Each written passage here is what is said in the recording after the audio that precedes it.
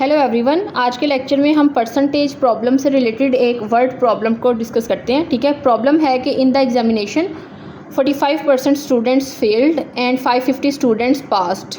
ठीक है, परसेंटेज आपके पास फेल स्टूडेंट्स की है और आपके पास पास स्टूडेंट्स जो हैं वो नंबर में गिवन है। ठीक है, what was the total number of students who appeared in the examination.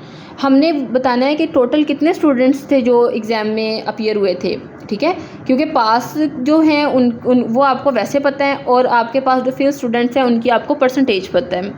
इसके लिए तरीक़ाकार ये है कि आप कंसिडर कर लें कि टोटल नंबर ऑफ़ स्टूडेंट्स जो थे अपीयर हुए हैं, तो वो टोटल परसेंटेज जो थी वो आपके पास 100% है। ठीक है, अब फेल कितने हुए हैं?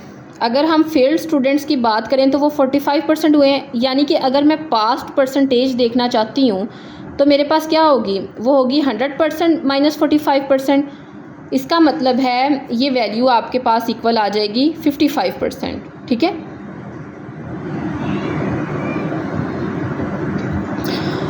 अब आपके पास स्टूडेंट्स गिवन है। अब वही चीज़ आपने करनी है कि आप क्या करें कि लिखें percentage of base is the amount. ठीक है, परसेंटेज आपके पास कितनी है?